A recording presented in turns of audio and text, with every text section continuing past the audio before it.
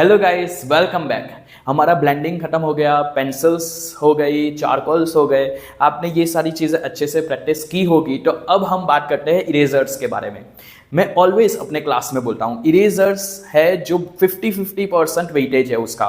जितना हम importance pencils को देखते हैं उतना ही रियलिस्टिक आर्ट में इंपॉर्टेंस इरेजर्स का भी है। जैसे आप यहाँ पे देख सकते हो, ये जितनी भी व्हाइट वाली इफेक्ट है वो सारी की सारी इफेक्ट पॉसिबल हुई है बिकॉज ऑफ इरेजर्स। तो जैसे ब्लैक एंड व्हाइट के अंदर 3 कलर्स होते हैं, ब्लैक, व्हाइट एंड ग्रे। जो ब्लैक वाला पार्ट है वो हम चारकोल या फिर स्टेडलर की लिमोग्राफ ब्लैक पेंसिल से कवर करेंगे। जैसे हेयर हो गए, आईब्रोज हो गई, बियर्ड हो गया।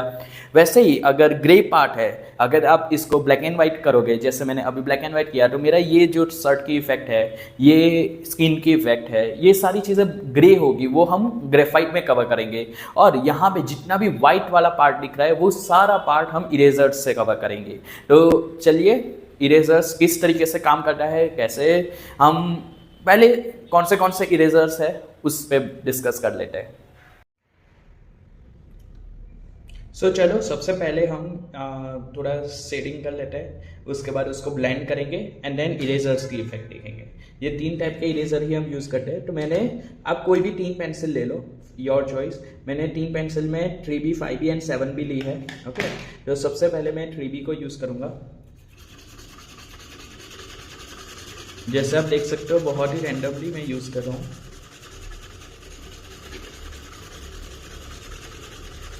ओके, 3B के बाद 5B थोड़ा डार्क करने के लिए, क्योंकि आपको भी दिखे क्लियरली।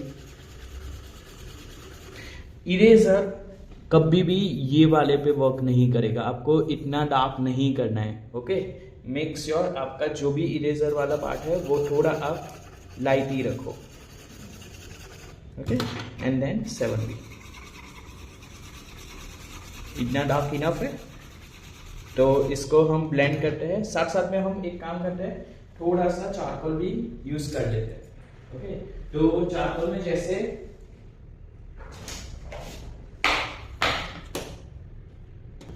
चारकोल के अंदर मैंने चारकोल स्टिक ही ले ली है, जो सबसे डार्क होती है। हम दोनों तरीके से एक बार हम घिसते हैं, ओके, और दूसरी बार में हम थोड़ा सा पाउडर लेते हैं। हम दोनों पे पेंसिल, इरेजर, वो सारी चीज़ें घुमा के रखेंगे। तो मैं पहले चारकोल को ब्लेंड कर देता हूँ।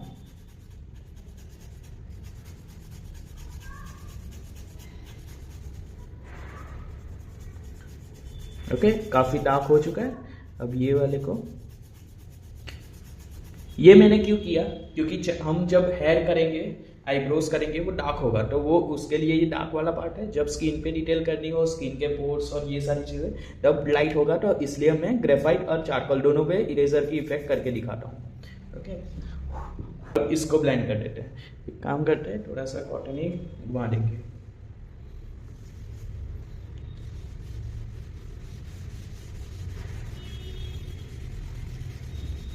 Okay, that's fine. अब थोड़ा पास में ले आता हूँ। तो जैसे आप यहाँ पे देख सकते हो, सबसे पहले हम बात करते हैं पेंसिल इरेजर्स के बारे में। ओके, तो पेंसिल इरेजर्स की डिटेल्स आपको, जैसे मैंने अमिताभ बच्चन वाला ये पिक्चर है। ओके, अमिताभ बच्चन के पिक्चर में जो स्किन की डिटेल्स है वो सारी डिटेल्स मैंने पेंसिल इरेजर से ली है। उनके हेयर में भी पेंसिल की इफेक्ट कुछ इस तरीके से आएगी। जो हेयर वाला पार्ट है या फिर स्किन का टेक्सचर है, वो सब जगह पे हम पेंसिल इरेजर यूज़ करेंगे। ओके, फिर अगर हम चारकोल में देखें, दिखा कितना ब्राइट यूज़ हो रहा है। ओके, तो ये चारकोल के अंदर इसकी इफेक्ट है। अगर हमने चारकोल घिसा होगा तो उसके ऊपर भी अच्छे से ये यूज़ हो जाएगा। ओके,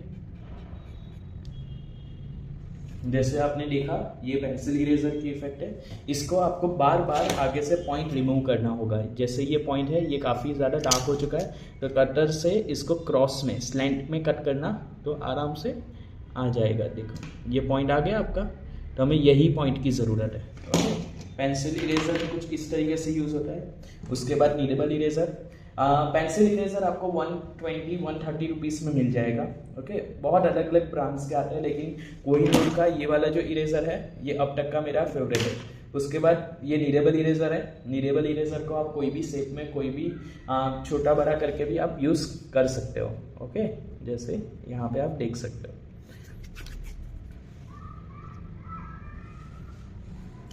तो नीरेबल इरेजर सिर्फ कहीं कहीं जगह पे लाइट करता है। जगह लाइट हुआ तो लाइट करने में आपका नीरेबल इरेजर यूज होगा। Okay, and last electric eraser. जैसे ये पिक्चर में आप देख सकते हो कहाँ कहाँ पे मैंने इलेक्ट्रिक इरेजर यूज किया है, तो आपको क्लियरली विजिबल होगा कि ये जगह पे मैंने इलेक्ट्रिक इरेजर का यूज किया है। तो कुछ इस तरीके से रख के आपको इलेक्ट्रिक इरेजर यूज करना है। ओके, ये राउंड वाला टेक्सचर इससे आएगा। इसको आपको ऐसे स्ट्रेट होल्ड करना है और थोड़ा टाइट पकड़ो। यहाँ पे आपका एक स्विच होगा, वो आपको प्रेस करना है तो आगे का ये रोटेट होगा। ओके, तो ये था इरेजर्स के बारे में।